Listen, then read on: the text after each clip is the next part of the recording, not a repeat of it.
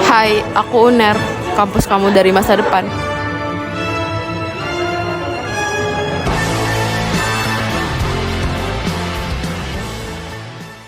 Halo teman-teman, perkenalkan kami dari kelompok 4 PDW 61 yang sedang melaksanakan kaus tadi di Museum Sekolah Kota Surabaya. Sebelum itu, perkenalkan nama saya Andika Dwi Pramudia dengan NIM 431251063 dari Prodi Teknologi Rekayasa Instrumentasi dan Kontrol. Perkenalkan nama saya Winona Syasita dengan NIM 143251153 dari Prodi Akuntansi.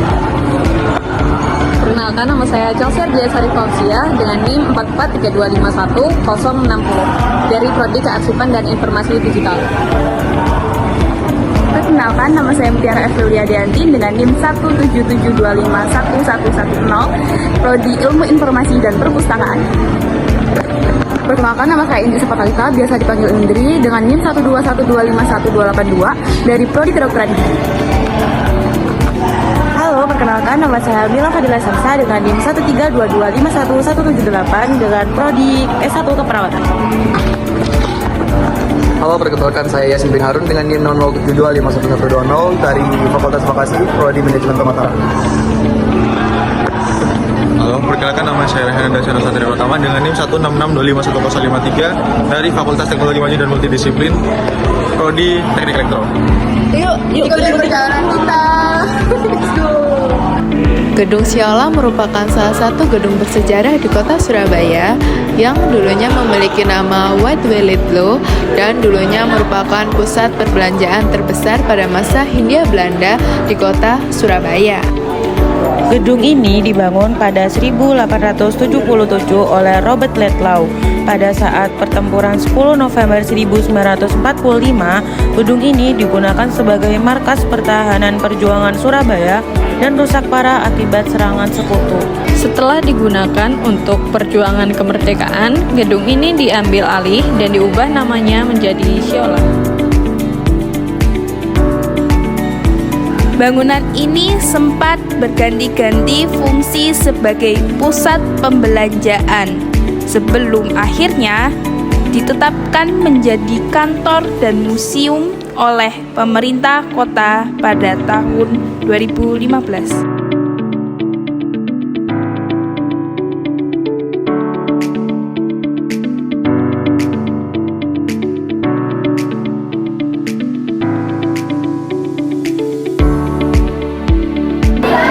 Oke, selanjutnya nilai-nilai yang dapat kita pelajari.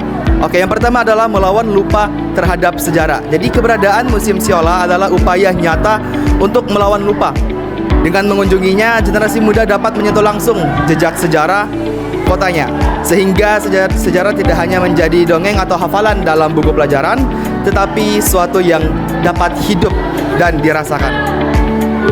Nilai-nilai yang dapat dipelajari.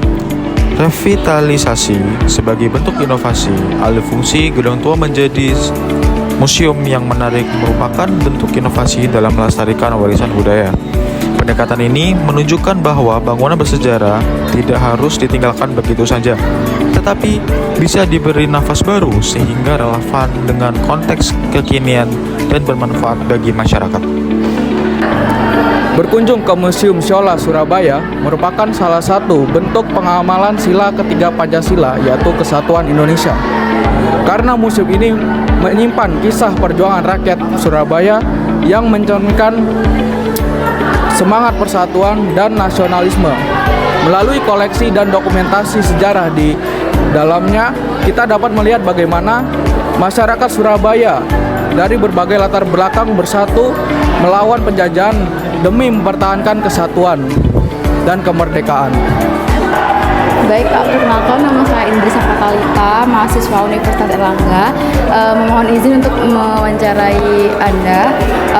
Mungkin bisa memperkenalkan diri terlebih dahulu Kak. Perkenalkan, nama saya Hani, bisa dipanggil Kak Hani. Oke, baik. Ini kita langsung saja ya Kak ya wawancaranya ya. Nah, untuk yang pertama, menurut Kakak, bagaimana sejarah singkat berdirinya Museum Siola ini Kak? Kalau sejarah singkatnya sih sebenarnya Museum Siola ini kan tempatnya di Tunjungan ya Kak. Kan pada zamannya Belanda itu kan terbagi jadi dua, kota atas sama kota bawah. Nah kebetulan sekali karena tempatnya Museum Shola ini ditunjukkan, dia termasuk di kota atas. Jadi kayak dibangunnya itu sebagai memperingat mengenang Surabaya itu pernah jadi dua bagian. Oke, untuk selanjutnya, apa bentuk kearifan lokal masyarakat Surabaya yang bisa kita pelajari dari koleksi di museum ini? Kalau untuk bentuk kearifan lokalnya sih bisa dilihat kalau di zona 1 ada namanya Prasasti Kamalagian. Prasasti ini kayak menceritakan bahwa Surabaya itu pernah menjadi kota perdagangan yang paling banyak dituju.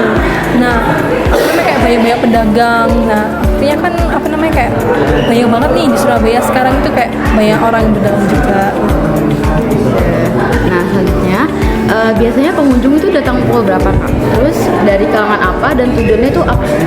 Ini setiap harinya atau Setiap harinya sih, Kak. Kayak mayoritas itu kesini tuh dari kalangan apa? Terus habis itu tujuannya sebenarnya tuh buat apa? ya sebenarnya kalau dari setiap harinya tuh kita paling banyak pengunjungnya tuh di hari Selasa sampai hari Jumat. Karena kenapa di hari Selasa sampai Jumat? Karena ini kan banyak anak-anak sekolah, banyak mahasiswa juga yang datang ke sini di sela-sela kesibukan mereka. Jadi paling seringnya di jam 8 sampai jam 1. Kalau udah jam itu ke bawah itu kayak udah sedikit banget. Kan kita juga turunnya jam 3. Terus apakah minat masyarakat khususnya anak muda terhadap Museum Shola dan sejarah lokal masih tinggi? Kalau ditanya Oke guys, nah sekian dulu perjalanan kita di Museum Shola Surabaya.